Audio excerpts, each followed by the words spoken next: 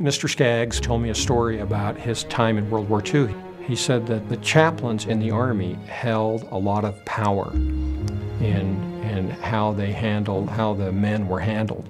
They controlled the leave, they controlled cigarettes, they controlled special trinkets that the men would get. And he says, I remember watching all of these various chaplains, and they would use their power to pull rank over the privates. And so if the privates weren't nice to them, then they wouldn't be treated with the cigarettes that they were allotted, or they weren't given the leave that they had asked for. And he says the one exception to that was a Roman Catholic priest. Whenever the Roman Catholic priest got his share, he would distribute them as quickly and as evenly and as completely as he possibly could. All of the other chaplains in the Army used it as a power play, really against the men. And he says, I was very impressed with that act of generosity in a time of war, that there are people out there in the world that will answer to a higher calling and be generous when they don't have to be. It's out of your generosity that you gain power. But you have to first start by being generous in order to be powerful. There he told me he experienced firsthand the struggles of so many people. They were lonely, and the way Mr. Skaggs' very innate sense of compassion and of understanding of human nature, I think that really helped him to see there are a lot of people who don't have the blessings I have. Sam wanted to be a pharmacist. He wasn't able to be because he had to get into the business. He was 26 years old, and he had to jump right in with the bank and the people that were financing him. They wondered, was this 26-year-old man going to make it? I think it was nine drugstores at the time. One of the first things he did was create what is known in the industry as the combination food and drugstore. In Texas with Joe Albertson, they developed that concept. They'd had side-by-side stores. They had a great working relationship. And they started saying people are buying their drugs over here and food over here, and why not bring them together? And it's continued to be a really successful model since that time. Most food stores in America today are food stores with a pharmacy. That really propelled the company far ahead of all the competition. And we were acquiring a company called American Stores. He was the smaller of the two companies. Measured by sales, they were 3 or 4 times our size. He would end up in control after the merger of the two. A newspaper reporter said, Guppy swallows the whale. He did that more than once in his business life. He had courage. Over the course of the next several decades, Sam built this huge empire, which was the second largest food and drugs chain in the country, with revenues, I believe, exceeding $20 billion a year. When you came to work for Mr. Skaggs, you understood that you were going to be working for one of the primo merchants in this country. He's a formidable personality, and he always gets right to the point.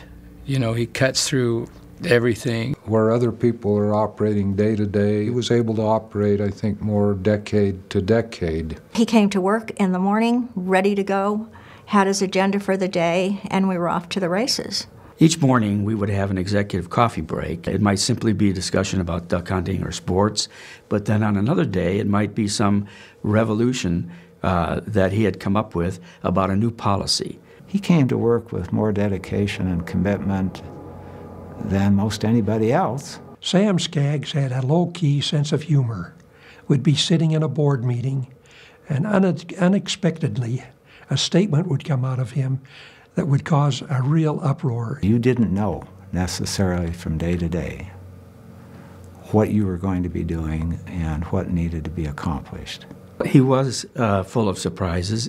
And it would create a fair amount of pressure and stress. It was not always comfortable. He was a tough taskmaster, demanded excellence. We could not guess ahead of time what was going to be his next venture, his next vision, his next challenge. It was kind of like trying to take a drink out of a fire hose, but it was fun. I've heard people say at times that when Sam made a decision, they thought it sounded like he was nuts. And then 5 years later, they would say, oh, gosh, I guess he was just way ahead of everybody else. And he does have the Midas touch.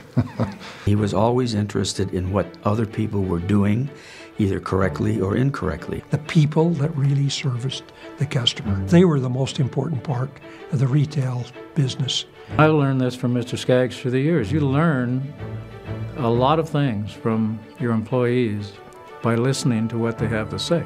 We would travel to the various stores, but as we would go around, Sam would be off with the man in the meat department or the man in the back room with the receiving department. They worked very hard for him because they respected him and liked him.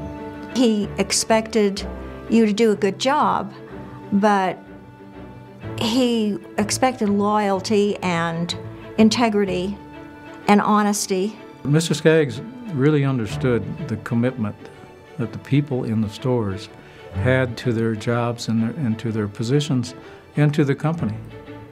And that really, really inspired him and was something that he's talked about all his life. The essence of his success in so many areas is that he's able to see through a lot of complications that other people get hung up on and arrive at a gem of an idea. He was a very observant individual. He built an empire, and he felt very grateful that he had been privileged to have that experience. And he felt he owed something to society. Mr. Skaggs had always been interested in providing opportunity, and he saw education as really being a way to help people. His was cut short, and he wanted people to take advantage of being educated. The Skaggs Family Foundation scholarship portion has been in operation now for 10 years. And probably 2,000 young people have been helped to get a head start and move ahead with a full education. What I would say that I am most proud about in my time at the Skaggs Catholic Center is that we've been able to create an atmosphere of generosity that is based upon the foundation of generosity that Mr. and Mrs. Skaggs laid for us. He had a very keen responsibility to give back to his community, which he did without fanfare, without notoriety, and he gave as much of himself to that end of it as he did to his business.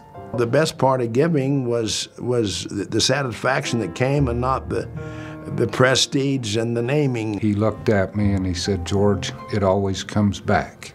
He really feels that he received many, many blessings in his life from God, and that his call is to invest those blessings in the lives of others. He was anxious to see his dollars spent well. A fellow came over and he said, Mr. Skaggs, let me go through school. I'm the first one from my family to go through high school and now to have a chance at college. Both of us have always been interested in education. Particularly pharmacy. Pharmacists were the heart of our business in the drugstore. And at one time, there was a shortage. Well, Mr. Skaggs saw the need to be able to staff the drugstores because they was expanding, and they would need several pharmacists for each store they opened. So he wanted to make sure that there were facilities available for people to get into the schools of pharmacy and then become part of the drug industry. Mr. Skaggs has contributed to many pharmacy schools. We're given scholarships and awards and recognitions to pharmacy schools in virtually every state that we operated in. That was over 30 states. The more education a person has, the more chances of success. And I think Sam is aware of that, and I'm aware of it, and I think that's one of the reasons we support the University of Utah. He was on the Board of Regents, which is the governing board, during a period when the university had great growth, and he could see the value of that university to the people of Utah. In the early 1970s, the college was very fortunate that there was a partnership between Dr. Ewart Swinyard and Mr. Skaggs. It ended up creating a culture that exists today: competition, commitment, and excellence. In 1965, at the dedication ceremony for Skaggs Hall, Mr. Skaggs commented that his father, for whom the new building was being named, had a very special interest for higher education, and that had fostered a very warm place in his heart for the College of Pharmacy. Within 10 years of moving, the college went from being unranked to being ranked #1 in the nation for its funded research. The current building, linked to the new building with an atrium, will stand like father and son in honor of two great Utah businessmen. Mr. Skaggs has come to see that pharmaceuticals are a means for helping people have better health and live better lives, more fulfilling lives. There are a vast number of products currently on the market that have resulted from research in the College of Pharmacy, and that is linked with Mr. Skaggs' philosophy that good science must not simply sit on the shelf. Currently, we're ranked #2, and we believe that this new facility will give us the potential to be #1 again. The new College of Pharmacy building is the culmination of 50 years of philanthropy. With what he's done for the university and Scripps and in the community and with churches, he's made a tremendous contribution. If all the people that benefited from Mr. Skaggs funding their education were here today, we certainly wouldn't have room for them in this compound. There are literally thousands. If we really knew the whole story, we would really be shocked at how much this man has really done for education and for community. Sam Skaggs is one of the most remarkable people I've ever met. He has incredible internal strength. He is undoubtedly visionary. He serves as a constant role model to the kids. He's self-educated and a great man. An ordinary man with an extraordinary ability. It was a lifetime experience working with Mr. Skaggs. Sam Skaggs will leave a legacy that will last for generations. He is #1. I don't think there's an equal to him in all the world. You have a friend like Sam, you have a friend for life. Sam Skaggs sees to the human heart of people. He does not see color, he does not see religion, he does not see titles or stereotypes. He sees right to the heart of people. And I think he knows that when all is said and done, people have the same feelings, the same emotions, the same needs around the world. And when one taps into those human experiences of people, those human needs of people, then one is motivated to help. How can one not?